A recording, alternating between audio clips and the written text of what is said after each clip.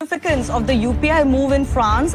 Japan has decided to adopt similar payment system as India's. India, and I use UPI every day, not once. And take advantage of this incredible benefits that digitalization brings. Populous country.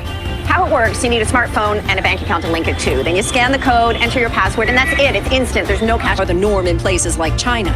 India's mobile app transactions dwarf anything happening in the West. Over $1 trillion in transactions were processed last year. Today we will discuss कि कैसे रुपया और भारत का UPI system globally accept किया जा रहा है और इसे रेवोल्यूशनरी बताया जा रहा है। 1947 में भारत को स्वतंत्रता मिलने के बाद देश में महत्वपूर्ण आर्थिक सुधार हुआ है।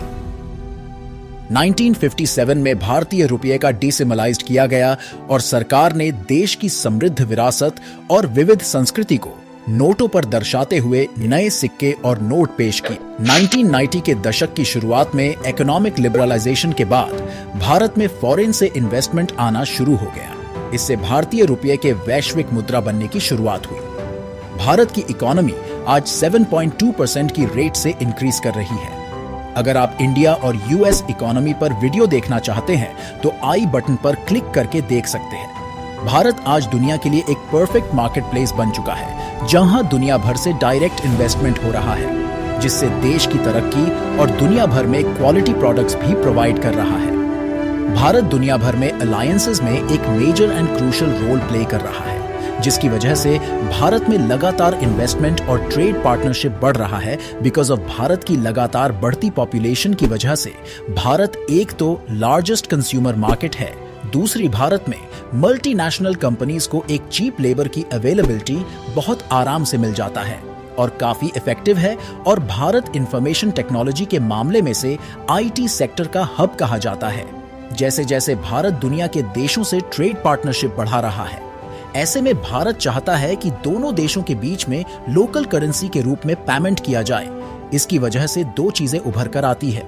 सबसे पहले तो डॉलर पर डिपेंडेंसी कम होगी, वहीं दूसरी तरफ लोकल करेंसी में ट्रेड करना कई देशों के लिए लॉस भी उठाना पड़ रहा है, क्योंकि आज पूरी दुनिया डॉलर पर डिपेंड है। यदि वो किसी लोकल करेंसी में ट्रेड करता है और अगला ट्रेड पार्टनर उस लोकल करेंसी में ट्रेड नहीं करता है, तो ऐसे में ट्रांजैक्शंस पॉसिबल नहीं हो पाएगा। यदि अमेरिका किसी देश पर सैंक्शन लगाता है तो इससे उस देश को काफी लॉसेस झेलने पड़ते हैं। Example, Russia Ukraine war and sanction on Russia. इसी वजह से भारत चाहता है कि वह अपने लोकल करेंसी में ट्रेड करे, जिससे किसी भी देश पर सैंक्शंस लगने पर उसकी इकोनॉमी को बैलेंस रख सके। During Russia Ukraine war Bharat ने रशिया से जो ऑयल एंड गैसेस को इंपोर्ट्स कर रहा था वो सब रुपया में हो रहा था।